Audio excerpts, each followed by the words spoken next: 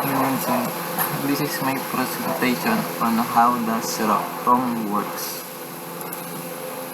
Read-only memory or ROM, also known as firmware, is an integrated circuit program with specific data when it is manufactured. ROM chips are used not only in computers but in most other electronic items as well. Similar to RAM, ROM chips contain a grid of columns and rows, but where the columns and rows intersect, ROM chips are fundamentally different from RAM chips. While RAM uses transistor to turn on or off access to a capacitor at each intersection, ROM uses a diode to connect the lines if the value is 1. If the value is 0, then the lines are not connected at all. A diode normally allows current to flow in only one direction and has a certain threshold, known as the forward breakover, that determines how much current is required before the diode will pass it on. In silicon-based items such as processor and memory chips, the forward breakover voltage is approximately 0.6 volts. By taking advantage of the unique properties of a diode, a ROM chip can send a charge that is above the forward breakover down the appropriate column with the selected row grounded to connect at a specific cell. If a diode is present at that cell, the charge will be conducted through the ground and under the binary system. The cell will be read as being on a value of 1. The neat part of ROM is that if the cell's value is 0, there is no diode at that intersection to connect the column and row, so the charge on the column does not get transferred to the row. As you can see, the way ROM chip works necessitates the programming of perfect and complete data when the chip is created. You cannot reprogram or rewrite a standard ROM chip. If it is incorrect or the data needs to be updated, you have to throw it away and start over. Creating the original template for a ROM chip is often a laborious process full of trial and error. But the benefits of ROM chips outweigh the drawbacks. Once the template is completed, the actual chips can cost as little as few cents each.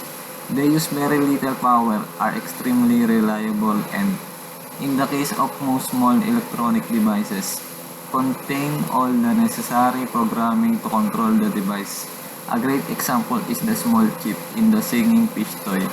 This chip, about the size of your fingernail, contains the 30-second song clips in ROM and the control codes to synchronize the motors to the music. Creating ROM chips totally from scratch is time-consuming and very expensive in small quantities. For this reason, mainly developers created a type of ROM known as Programmable Read-Only Memory (PROM). Blank PROM chips can be bought inexpensively and coded by anyone with a special tool called a programmer. ROM chips, figure 2 shown, have a grid of columns and rows just as ordinary ROMs do. The difference is that every intersection of a column and row in a PROM chip has fuse connecting them. A charge sent through a column will pass through the fuse in a cell to a grounded row indicating a value of 1. Since all the cells have fuse, the initial blank state of a PROM chip is all ones. To change the value of a cell to 0, you use programmer to send a specific amount of current to the cell.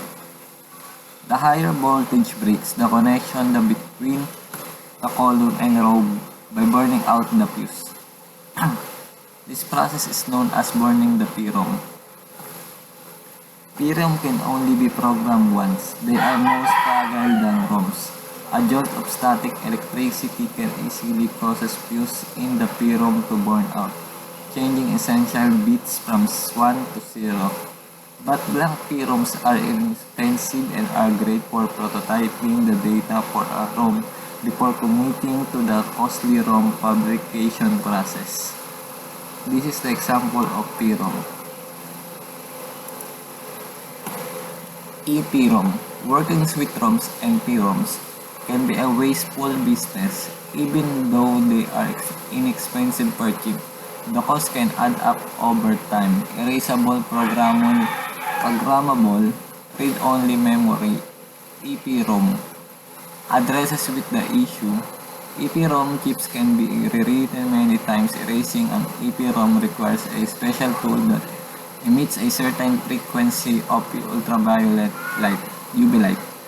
EPROMs are configured using an EPROM programmer that provides voltage at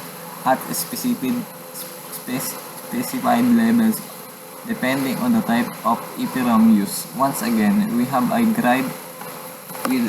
grid of columns and rows. In an EPROM, the cell at each intersection has two transistors. The two transistors are separated from each other by a tin oxide layer. One of the transistors is known as the floating gate and the other as the control gate. The floating gate's only link to the row word line is through the control gate. As long as this link is in place, the cell has a value of 1. To change the value to 0 requires a curious process called Fowler-Nordin tunneling. Tunneling is used to alter the placement of electrons in the floating gate. An electrical charge, usually 10 to 13 volts, is applied to the floating gate. The charge comes from the column line, enters the floating gate, and drains to a ground. That's all. Thank you.